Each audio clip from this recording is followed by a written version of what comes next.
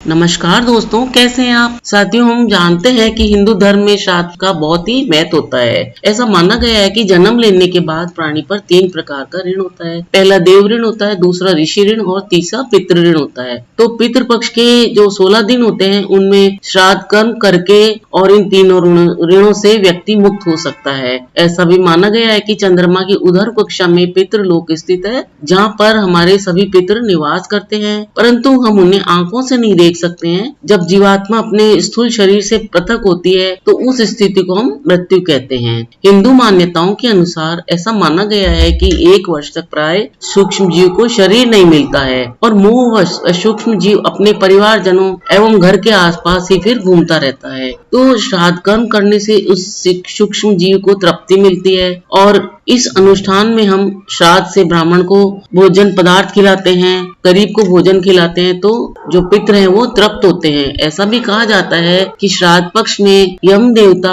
सभी पितरों को पृथ्वी लोक पर आने की परमिशन दे देते हैं। इसी संदर्भ में महाभारत में एक बहुत ही अच्छा प्रसंग बताया गया है। तो महाभारत में एक प्रसंग आता है कि मृत्यु के उपरांत जब दानवीर कर्ण को चित्रगुप्त ने मोक्ष देने से इनकार कर दिया था, तब कर्ण ने चित्रगुप्त से पूछा कि मैंने अपनी सारी संपदा धन दौलत थी वो हमेशा दान पुण्य में ही समर्पित की है, तो फिर मुझ पर ये कैसा ऋण रह गया है जिससे मुझे मोक्ष नहीं मिल पा रहा है। तब चित्रगुप्त ने बताया कि हे राजन, आपने देव ऋण और ऋषि ऋण तो चुकता कर दिया, परंतु आप पर अभी पितृ ऋण शेष बचा है। आपने अपने काल में संपदा और सोने चांदी का बहुत दान किया, लेकिन अन्न का दान नहीं किया। जब तक आप यह ऋण नहीं उतारते हैं, अन्न का दान नहीं करते हैं, तब तक आपको मोक्ष मिलना संभव नहीं है। तो इसके बाद जब कर्ण ने धर्मराज जी से पूछा कि आप बताए मुझे इस ऋण को उतारने का क्या रास्ता है, तो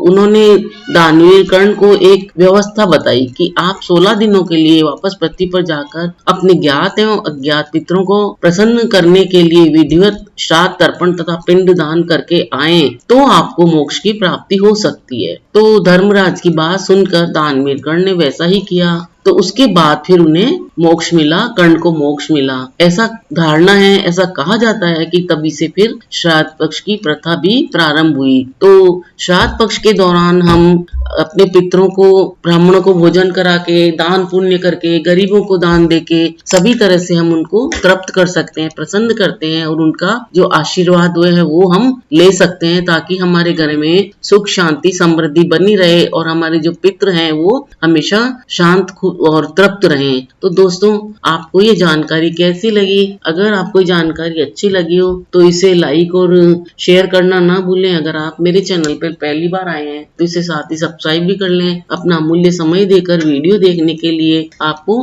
बहुत बहुत धन्यवाद। मिलते हैं फिर एक नए वीडियो में एक नई जानकारी के साथ। धन्यवाद।